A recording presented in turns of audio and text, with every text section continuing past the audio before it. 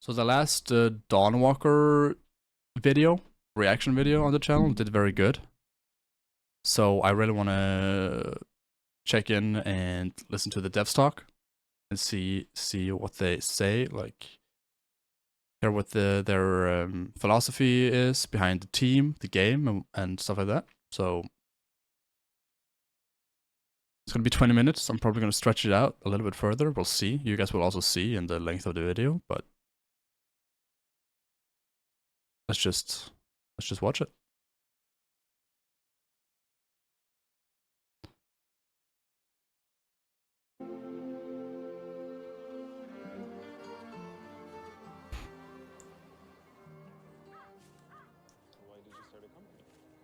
I decided to open the Rebels company because... Wait, that was very low. Why did you start a company? I decided to open the Rebels company because I felt that there is a huge space for innovation and for evolution in the open world RPGs. And to achieve that, you need to have independence and artistic freedom. Yeah. And sometimes you need to make hard and risky decisions.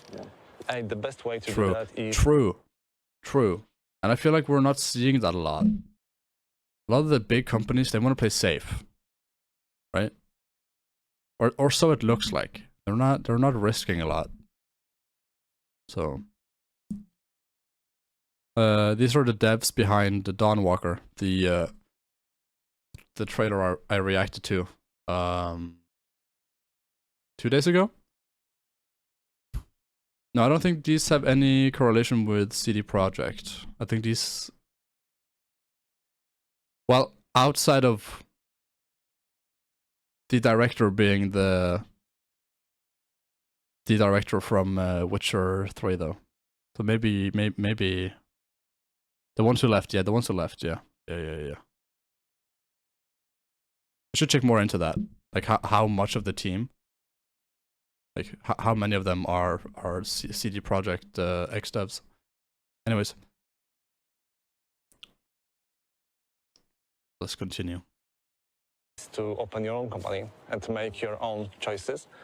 Do you remember the being independent? Being independent, I It's can one of my imagine is favorite games very ever, very and important. I was so excited when you use that as a point of reference because for some time now I've been aching to return to the promise and the value of old school computer RPGs, and to combine it with modern graphics, with bleeding edge tech, with a dynamic, fast-paced combat. Yeah, dynamic, fast-paced combat. That makes me excited. Exactly, and of course we will not do the post-apocalyptic game, but what was really interesting in the second Fallout is the freedom. You could do there whatever you want. You exit the vault, you have the clear goal in front of you. Yeah. You don't have main quest which telling you, okay, right now do that. So it's like next Elden Ring.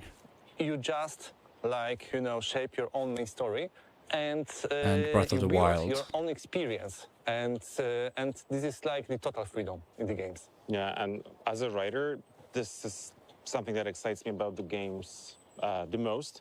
The choices, the freedom, non-linearities, and I think this is something that's truly unique to video games. Like, you can't emulate that in any other medium. So I'm so glad that we are making a game that sets out to explore that space and see what new is to be done there. So that's great. Also, if you will add to that the sense of urgency, the time, which actually is not really explored in the video games, and day and night loop, it would be really interesting because it will make the game different.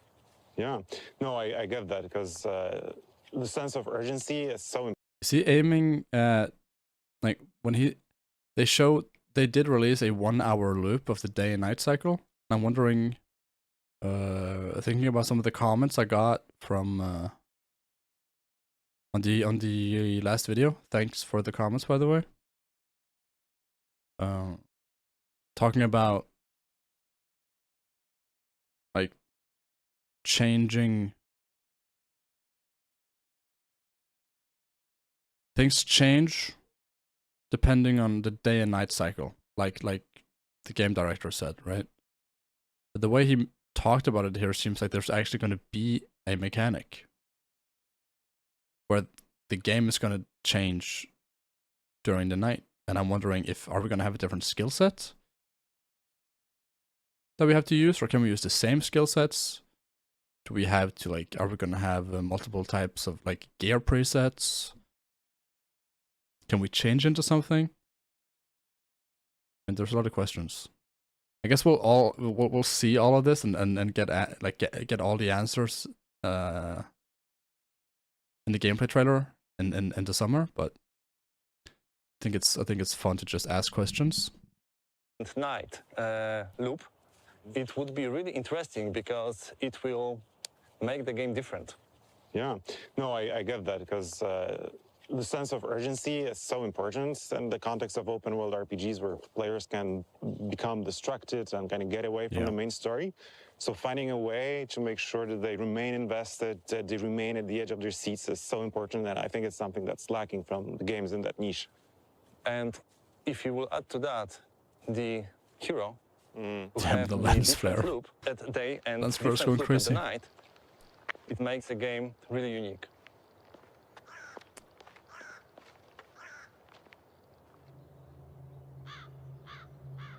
Where are they though? That place is So gorgeous. the game takes place 2 years after the events shown in the intro, and it's Okay. just the beginning of a greater saga we were planning. That is sick. So we get to meet the character at the beginning of his adventure, which I think is really cool. And Coen in general is so much fun to write and flesh out because he's not your typical game protagonist. He's not a grizzled veteran who's seen it all, who is cynical about the world, who comments the world with like one-liners. He's a young guy who, at heart, is emotional. He can get vulnerable. He's honest about how he feels. What I That's love interesting. is that he'll be never a superhero. He'll be never overpowered. At the day, as a human, he can fight with a sword. Okay, so now they're actually like they're talking about how the mechanics will function. I also like that the main character is gonna be Coen is gonna be vulnerable. I think maybe a lot of people will not that like obviously if you disagree with someone on those terms, and then it doesn't really matter what other people think, but I think it's okay to just take into consideration. I think a lot of people will dislike that part. I think it's important. I think it's good, especially since it's a male character. Having a male character be vulnerable, and that being a part of what you're going through, playing as him, you know. I think that's good. Hopefully they don't overdo it, of course, but it doesn't sound like they will. He'll be never a superhero. He'll be never overpowered. At the day, as a human, he can fight with a sword. He can use and discover dark magic, but he can be killed by anyone. At the night, he encountered a lot more difficult enemies. Okay, so the he can use some difficulty- vampiric abilities, not only in combat, but also he can use it to explore the world and to see the world in a totally different way. Yeah, and he'll need all these cool superpowers because he's facing formidable enemies. This clique of vampires who decided to take over the world, turn it upside down, and set the rules. And they are led by this super old and immensely powerful vampire called Brensis. How many takes do we think they did? How many takes do we think they did? Like every cut? Because I mean, it's not difficult to like talk about something that you've made or you are making that you care deeply about, but they're obviously like saying things as it should be on a paper, right?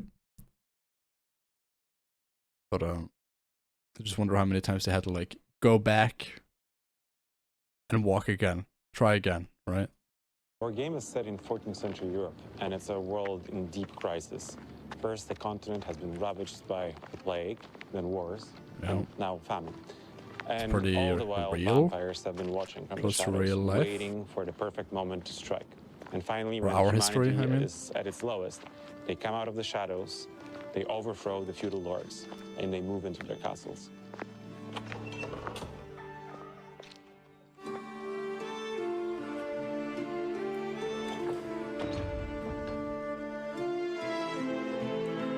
That's gorgeous.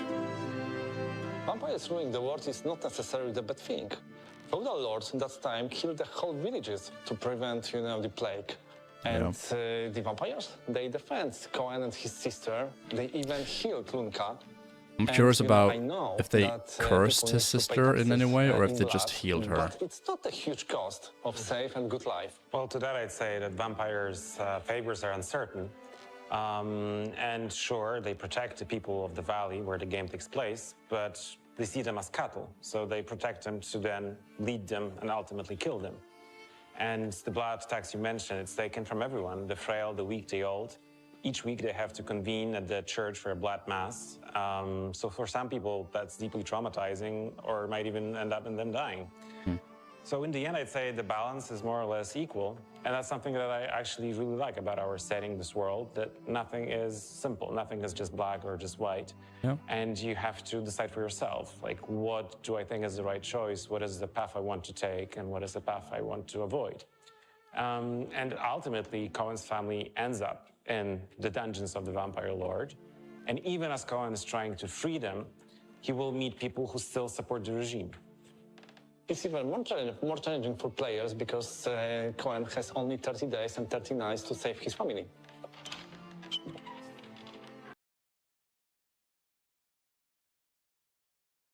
We're gonna be on a timer?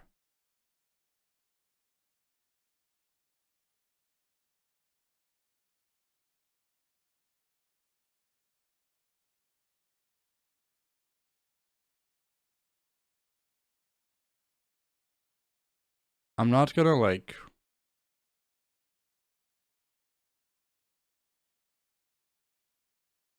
I really hope we're not on a timer. Like, personally, I don't like that. Obviously, it depends on how they present it. But they're saying they're going to make more games. So, are all of them going to be timed then? As Coen is trying to free them, he will meet people who still support the regime. It's even more challenging for players because Coen has only 30 days and 30 nights to save his I hope family. I'm misunderstanding something. The most If anyone knows, please let me know in the chat, either now in the Twitch chat or in the YouTube chat. Please just leave a comment if you know. Never hesitate to correct me or inform me. games, sandbox means gameplay freedom. In our, it means narrative freedom. We don't think about the quest like the main quest or the side quest. We just have quests. Players will craft their experience through the That's game interesting. by themselves, and nobody will have the same. You know, and we That call could be it cool. Just having sandbox. quests. Yeah, that's something that really excites me because that means that no two playthroughs will be identical. That each player will have a unique experience. And that's the true magic of video games, and that's why I love making them. Ooh, how's Now that look going to at be? this place. That would be perfect for the writing team. Not just for them. I love storytelling myself. Since I can remember, telling stories through images is what I love to do. Yeah. So when I received the first script for the Dawnwalker, I fell in love with it right away. I think for me, what got me was the concept art when I first saw those Carpathian villages hugging Yeah, the it's- mountain it slopes, the looks very valleys, good. forests, and then also the muddy streets of Svartrau and the long shadow of the cathedral. It all felt very authentic, muddy, and also very familiar, homely, and, well, Eastern European. Not just Eastern Europe. No, yeah. It's a mix of predominantly Romanian motifs with broader influences of Balkan cultures. It gave us a freedom of creation. It's a vast range of inspiration from Polish log houses. Since very replayable, I hope so. I hope so. I hope that's what's gonna make it good for me, because if it's a you play it once type of game and you have 30 days and 30 nights to complete the game or save your family. Again, I'm not gonna make a statement and form my opinion before the game is out and we have like something to try or something to look at, but I'm not personally a fan of timed games. But if the replayability is there, then it's different.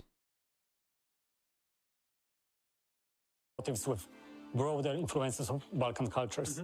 It gave us a freedom of creation. It's a vast range of inspiration from Polish log houses to Ukrainian or Balkan clothing to Romanian defensive churches. That variety and that broad spectrum was also interesting to get because I never thought as an environment artist I would have to learn in Romanian how to Google specific museums just to get the references. On the other hand, we also set a boundary for ourselves, and that boundary is a time period of inspiration ranging from the 13th to 15th century. And this is meant to ensure the visual consistency of the work. Yeah, and that is also quite a challenge to make sure that what you create is authentic, grounded, and has a real sense of place, but at the same time isn't just a picture and invites exploration and promotes that gameplay. I wanted to see how far we could push realism so that players truly feel part of the narrative. But this is not a simulation of medieval life. Not at all. All right, tell me more. Realism can be boring, and we wanted to create something exciting. And that's where the magic comes in. Yes, the magic. Our magic isn't filled with fireballs or flashy lights. Yeah, it's probably even more interesting to get right than the realism part of it, because when a quest brief comes through and the magic is manifested by, I don't know, birds flying in the sky in a strange formation or the northern lights not being in the north, it really makes you rethink the whole location and how it should come together to marry those two aspects. Our magic is also serious and it's closer to paranormal phenomena than to traditional spellcasting.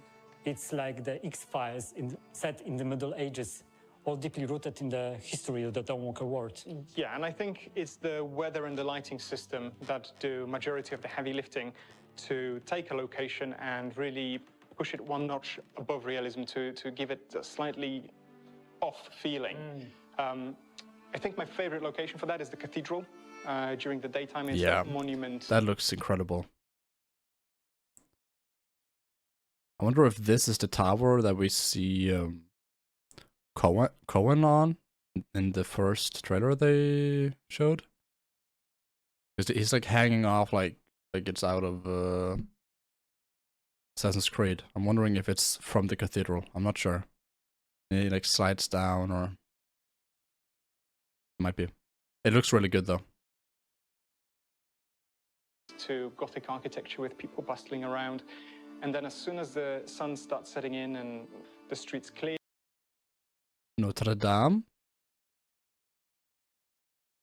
Did they say that it's inspired by it? I did not. Wait, let me find a picture of I haven't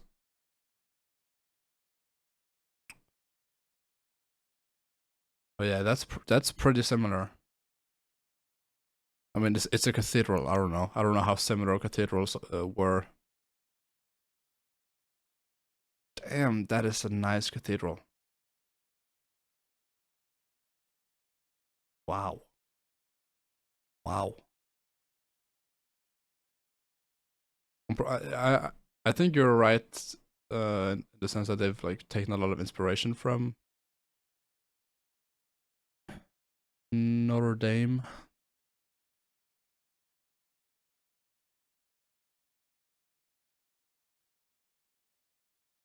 Actually, I didn't realize that. Thank you for bringing that up, because now I actually got to look at Notre Dame and it's beautiful. Like, imagine, I'm obviously not showing you guys. I have it on an external PC to have like a third screen right now, but people built, when was Notre Dame built?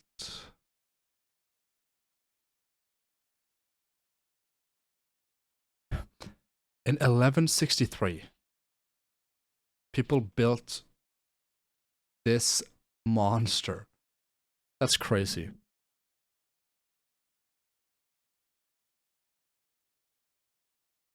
Assassin's Creed sort of saved the rebuilding of certain parts after it burned. Oh, that's interesting. So because they made it in the game, they were able to like remap it because they had they had models of it in Assassin's Creed.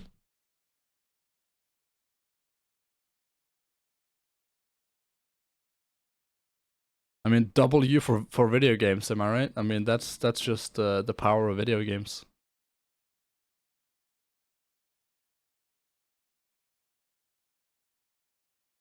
Yeah, of course, it's very sad that it happened, but I mean, luckily that someone had the drawing and a model, so I mean, it would be worse if it burnt in 11. It was built in 11. Was it finished? When was it finished? How long did it take to build? It took nearly 200 years. Okay. So let's say after that 200-year period.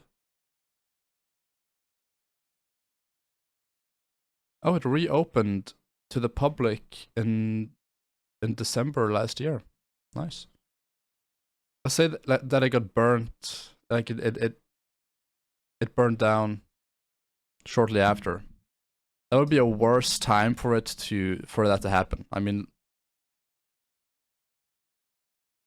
like we have the technology now, we have the knowledge, we have like at least restore it to an extent, right? Anyways, that was a lot about Notre Dame. Here, the fog starts setting in, and it becomes a completely transformed, different area, very spooky, almost liminal, cemetery-like space. And that was also a very early and conscious choice on our part. We wanted the world to be a different place after the sun sets.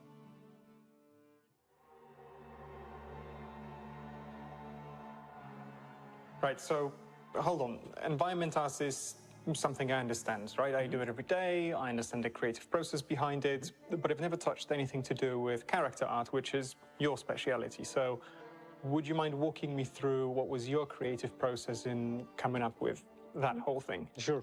So we approach the work on vampires very seriously. It's a whole new universe. What's even better is that it's a mix of familiar elements with a fresh twist. We all know that vampires are well defined in pop culture and have been around for a long time. So we wanted to create something fresh. Okay. So what primarily sets them apart is their teeth. Our vampire teeth keep How do you growing make throughout their vampires feel life. fresh? The older the vampire, the more teeth they have. So instead of two sharp teeth, they have a series of needle-like fangs. Oh, that's Densely grown disgusting. from their jaws, often emerging from different parts of their skull as they age. The teeth keep growing because the vampire can use them to create another vampire. And the mechanism is very simple. The vampire pulls out his fang. Disgusting in a good way, of course. Lovely. So what's interesting is that our vampire's teeth aren't visible at first. They can extend as the mouth opens, and it looks really creepy. Yeah, I still remember the first time that the animations came through from the character art team, showing the mouth opening and the teeth growing, and it was absolutely disgusting. Thank you. I'm not the only one that used that word. I feel better about myself now. It did look very disgusting. So Coen's Argyria, the silver poisoning he got when he was working in the mines, is both a blessing and a curse. Because on one hand, it weakens him. On the other hand, it protects him from becoming a vampire fully. So, you know, he gets to traverse both worlds, both the world of humanity and the world of the creatures of the night. Yeah, well, he was kind of used to dealing with the vampires since it's been like a couple years since Francis took over. Now he has to find a way to deal with things like undead lurking in ancient tombs that should have remained closed. Kobolds that used to only prey on miners going way too deep into the mines, or even Uriashes, who used to live high up in the mountains, secluded. Uriashes. And now they are in Francis's troops. Uriashes.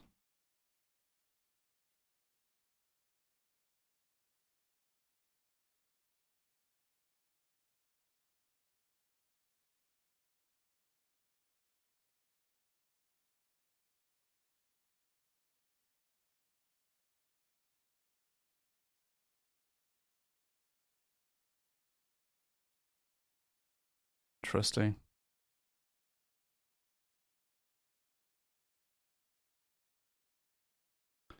Inuit soapstone carvings. Yeah, they look pretty creepy. No wonder they're using that. as material?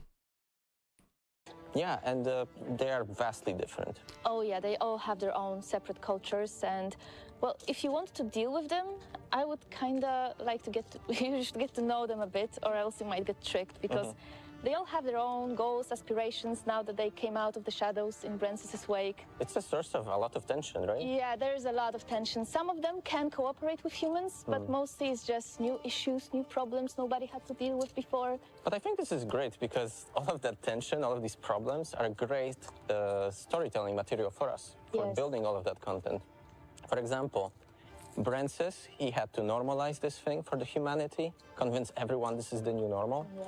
And the way he did this was, first of all, you know, there I would was have a lot of slipped social and fell so turmoil, many and times. on the other hand, a lot of deeply held religious beliefs. And he twisted them. Slipped, He tripped. turned himself into this messianic figure. So, for example, he introduced these blood masses where he feeds a human vampire blood, right? And at the same time, they have these other things like punishing criminals with like draining them dry.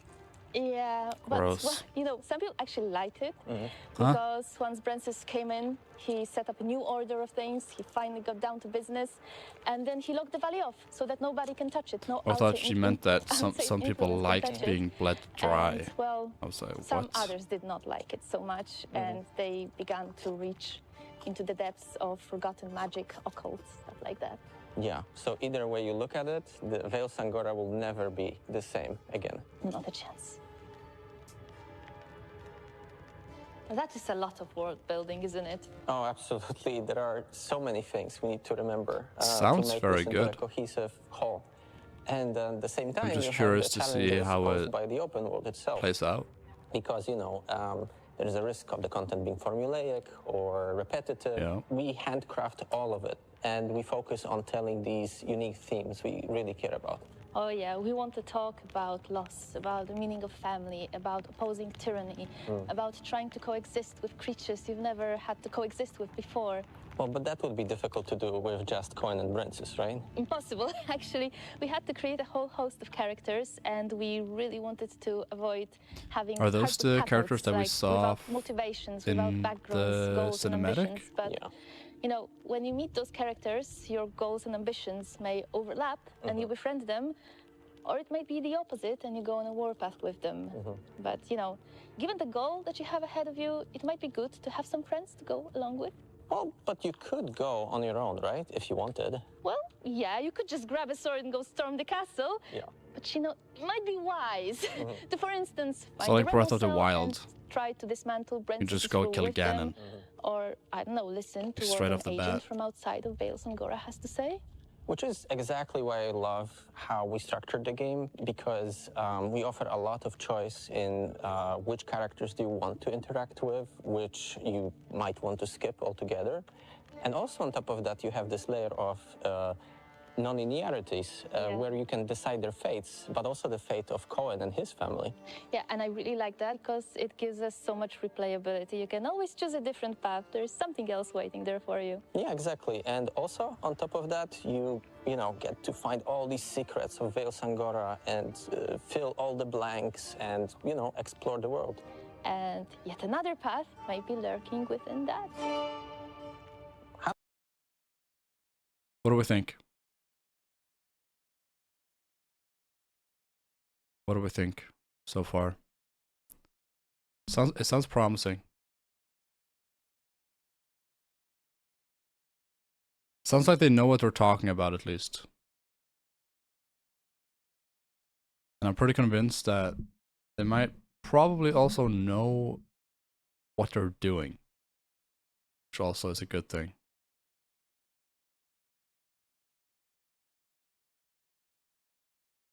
Handcrafted content is all good and well, but on top of that, we also have a number of really cool gameplay systems that further feed into the narrative. Yeah, let's hope so. Yeah, and speaking of feeding, my favorite one is the blood hunger. It lets me play a real vampire. I don't just have to drink blood to use my cool abilities in combat, but if I talk to someone without feeding first, I might just lose control and I might eat them. And it's not going to be just any random peasant that I won't care about. I can eat my best friend. And I will break my heart. And I will break my quests. Yeah, so Oh we better no. keep him well. Not quest breaking. Oh no, no, no, no, no. Am I gonna get PTSD from The Witcher, like failing quests in The Witcher?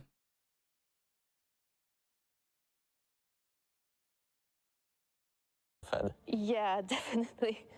Do you have a faith? Yeah, I This really would be enjoy the worse ones than The that Witcher are for me, revolving probably. around Brensis, because like it makes him this active antagonist. You know, this means that he will basically react to what Coen is doing. He will pass these edicts that will hinder your path. So, for example, he might set up military checkpoints that will be on your way. That changes the world, right?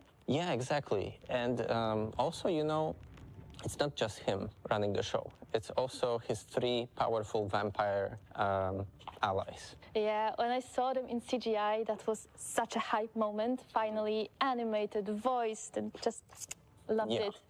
Yeah, and on top of being cool characters, they also have their own like spheres of influence, and you get to dismantle their organization step by step, making it simpler for you to confront Brensis and free your family. Well, when it comes to freeing your family, there's one more antagonist. That is time itself. Because every time you do something important in the game, when you complete an objective or you complete a quest, time moves forward. Yeah, but what I really like about this also is it's not like real time. You actually get to control how much of this resource you want to spend. Oh, right? okay, nice. Yeah, you have to manage it wisely, but if you just want to enjoy the view or just take a stroll, you can without stress. But once you get down to business, you have to do it. Okay, that's fine. Yeah. That's fine. That's completely fine. Like in Persona, I haven't played Persona. I have no idea. But I'm okay with this. If I can just, because I was afraid if I stroll around and try and do stuff and just like want to see stuff and explore stuff, I'm wasting time, right? But it's only when you finish quests and do important things. I'm fine with that. That's cool. Yeah, so I think all of these things combined, handmade quests and the gameplay systems, create for this really fun, unique experience. Yeah, and you know what? I cannot wait to see what shenanigans players will be Shenanigans? playing with those systems. I will be there watching it. Same.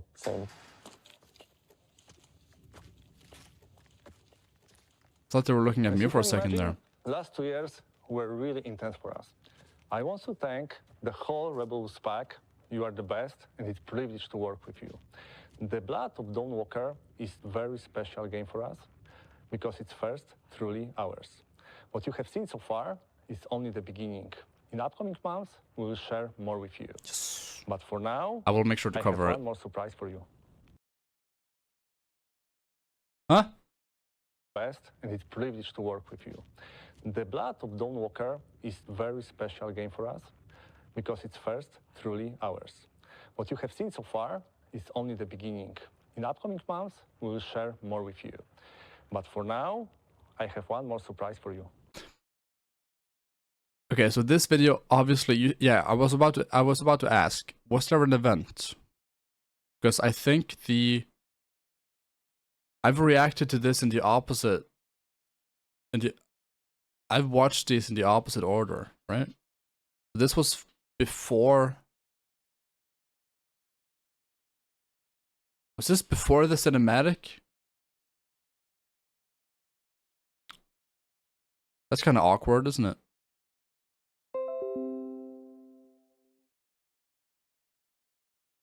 If that's the case, that's pretty awkward. It's pretty awkward.